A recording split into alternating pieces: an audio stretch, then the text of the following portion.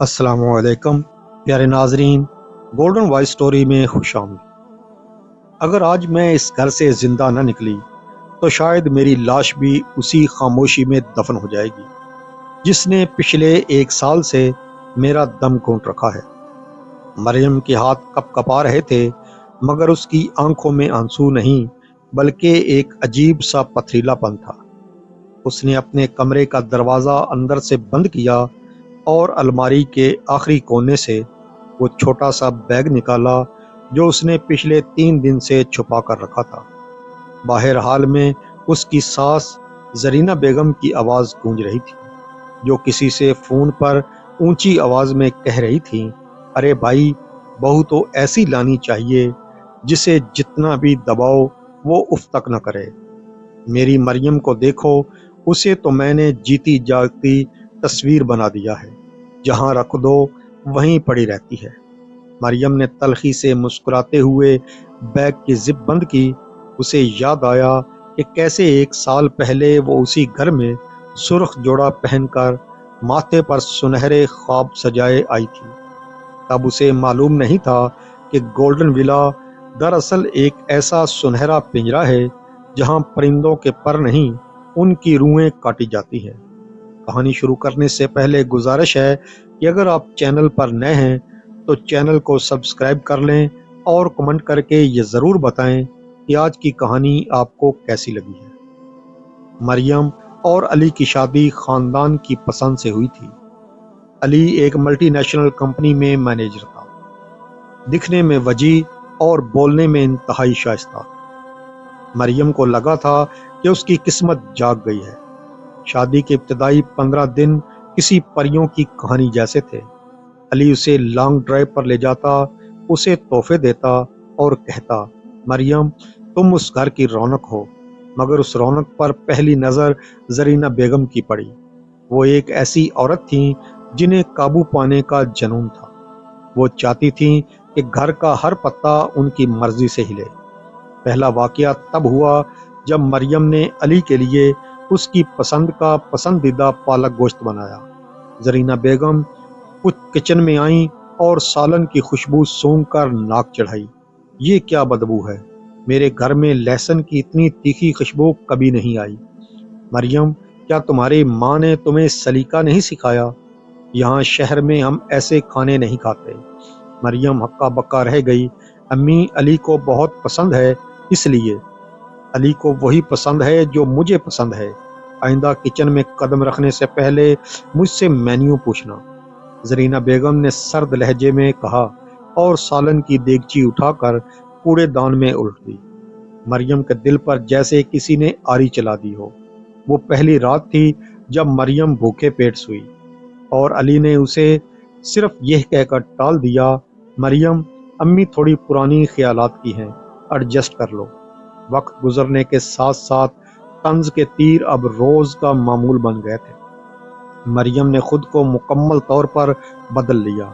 उसने अपनी हंसी दबा दी, अपनी पसंद के रंग पहनना छोड़ दिए और सारा दिन किसी रिपोर्ट की तरह काम करने लगी। एक दिन मरियम की तबीयत बहुत ख़राब थी। उसे शदीद बुखार था मगर जरीना बेगम ने उसे आराम करने की इजाज़त नहीं दी। ये बुखार बहाने हैं काम चोरी के। जाओ और जाकर ड्राइंग रूम की सफाई करो, आज मेरी सहेलियां आ रही हैं। मरियम गिरती पड़ती सफाई कर रही थी कि अचानक उसके हाथ से एक कीमती गुलदान छूटकर टूट गया। आवाज़ सुनकर जरीना बेगम ऐसे आईं जैसे कुछ शिकारी अपने शिकार पर झपटता है। तुम्हारे हाथ हैं या पत्थर? ये गुलदान अली की अब्बा की निशानी थी। तुम मनहूस कदम लेकर आई हो उस घर में। उन्होंने मरियम को जोरदार धक्का दिया। मरियम फर्श पर गिरी, उसके हाथ पर कांच चुभ गया और खून बहने लगा। मगर जरीना बेगम को गुलदान के टुकड़ों का दुख था, मरियम के बहते लहू का नहीं। जब अली घर आया, मरियम ने उम्मीद भरी नजरों से उसे देखा। उसने अली को अपना जख्म दिखाया। अली ने मरहम तो लगाई मगर जबान से वही पुराना जुमला निकाला, मरियम, अम्मी बूढ़ी हो गई हैं, उनका ब्लड प्रेशर हाई रहता है, तुम उन्हें जवाब न दिया करो। मरियम ने अली की आंखों में देखा और उसे पहली बार एहसास हुआ कि अली बुरा इंसान नहीं था, مگر وہ ایک بزدل انسان ضرور تھا، اور ایک بزدل شوہر کسی بھی ظالم ساس سے زیادہ خطرناک ہوتا ہے۔ مریم نے فیصلہ کر لیا تھا کہ وہ صبر کرے گی، شاید اولاد ہو جائے تو سب ٹھیک ہو جائے گا، مگر قدرت کو کچھ اور ہی منظور تھا۔ ایک رات مریم پیاس کی وجہ سے اٹھی، وہ کچن کی طرف جا رہی تھی کہ اس نے علی اور زرینہ بیگم کو لان میں باتیں کرتے سنا۔ زرینہ بیگم کہہ رہی تھی، علی، میں نے تمہارے لیے مریم سے بہتر رشتہ دیکھ لیا ہے۔ میری بچپن کی سہیلی کی بیٹی دبئی سے آئی ہے، وہ لاکھوں کا جہیز لائے گی اور مریم کی طرح گوار بھی نہیں ہے، اسے طلاق دے دو۔ میں کہہ دوں گی کہ یہ بدتمیز تھی، اس لیے نکال دیا۔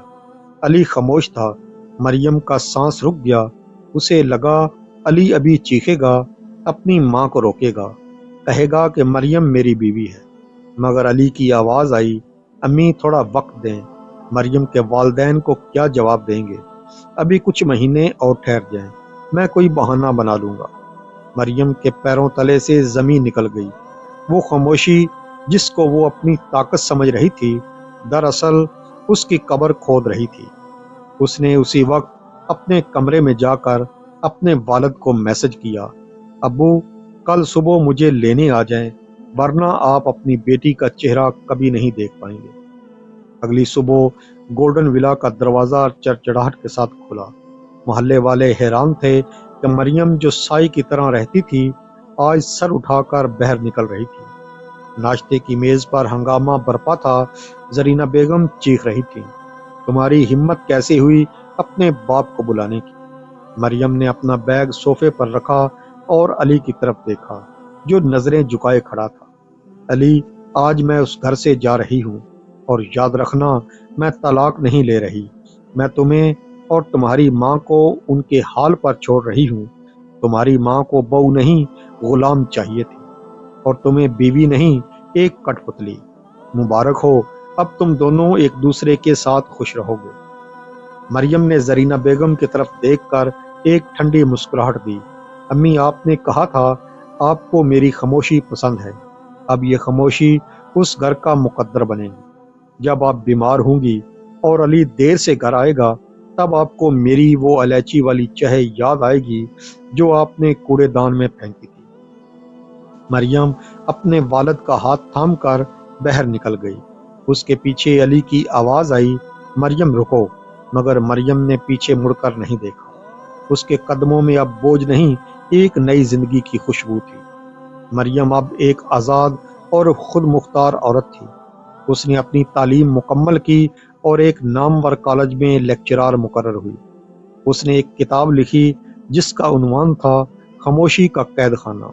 یہ کتاب بیسٹ سیلر بن گئی، اور مریم خواتین کے حقوق کے لیے ایک آواز بن کر ابھری۔ ایک شام مریم ایک سیمینار سے واپس آ رہی تھی کہ اس کی گاڑی کے سامنے ایک شخص بے حال سا کھڑا تھا۔ وہ علی تھا۔ علی کی حالت ابتر تھی، اس کے بال بکھرے ہوئے، چہرہ زرد۔ مریم، امی کو فالج ہو گیا ہے، وہ بول نہیں سکتی، صرف روتی ہیں۔ وہ دوسری لڑکی جس سے امی نے میری شادی کروائی تھی، وہ سارے پیسے اور زیور لے کر بھاگ گئی۔ اب اس گھر میں صرف اندھیرا ہے۔ مریم، کیا تم واپس آ سکتی ہو؟ مریم نے علی کی آنکھوں میں دیکھا، وہاں اب بھی وہی بزدلی تھی۔ مریم نے سکون سے جواب دیا، علی، میں اس مریم کو بہت پیچھے چھوڑ آئی ہوں جو تمہارے طعنے سہتی تھی۔ اب میں ایک ایسی عورت ہوں جس نے اپنی دنیا خود بسائی ہے۔ تمہاری ماں کو ان کی خاموشی مبارک ہو جس کا انہوں نے مجھ سے مطالبہ کیا تھا۔